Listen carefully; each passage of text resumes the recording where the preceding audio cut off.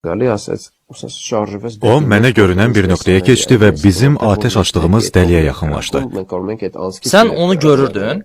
O məndən soruşdu, mən onu görürəmmi? Mən də dedim, bəli, görürəm. O necə görünüşdəydi? Adi bədən quruluşu var idi. Demək olar ki, elə mənim kimi idi. O cavan idi?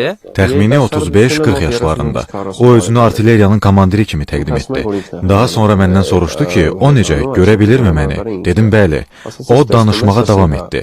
Bax, silahımı yerə qoyuram. Bax, sən mənə ya atəş açacaqsan, ya da mənə güvənib oradan çıxıb mənlə söhbət edəcəksən, dedi. Sonra dedi ki, mənə inanır və mənim ona qarşı güllə atmayacağımı bilir. Çıxıb ondan söhbət etməyimi istəyirdi. Sən ona güvəndin? Azərbaycanlı əskərin etdiklərini mən heç vaxt edə bilməzdim.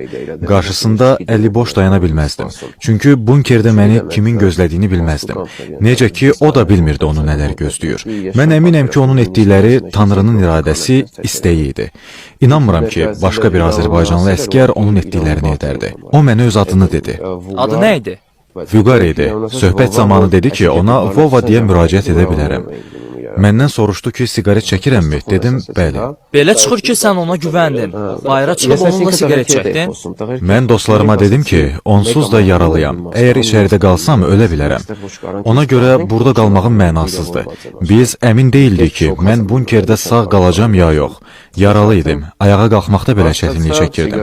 Bunkerdən bayıra çıxanda o 2 siqaret yandırdı, hərəmizə birini. Siqaret çəkdiyimiz zaman o məndən soruşdu. Yaram dərindir.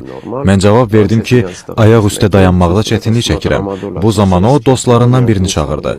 Tramadol dərmanını göstərdi və mənə iynə vurmağı üçün icazə aldı. O dedi ki, bu iynə mənim ağrılarımı dərhal aradan qaldıracaq. Normal hərəkət edə biləcəm. O mənim ayağıma iynə vurdu. İynə vurulandan sonra sən yaxşı oldun? O mənə iynə vurdu. Daha sonra söhbət etməyə başladıq.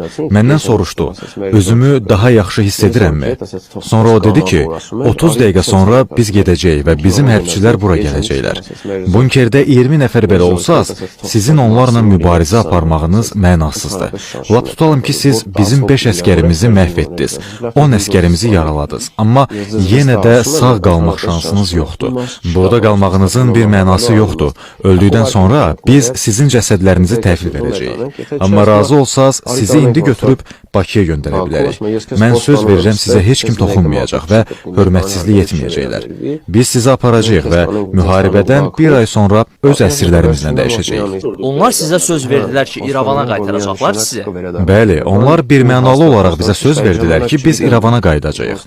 Əlbəttə, mən indi düşünəndə inana bilmirəm ki, biz düşmənə, bizi öldürənlərə necə inanmışıq. Amma mənə söhbətin əvvəlində ya mənə inanacaqsan, ya da güllələyəcəksən deyən adamın simasında mən düzgün insan gördüm.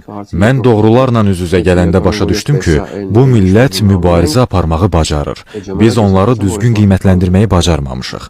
Düşmənini heç vaxt zəif bilməməlisən. Biz bu müharibəyə düşmənə düzgün dəyər vermədən başlamışdıq.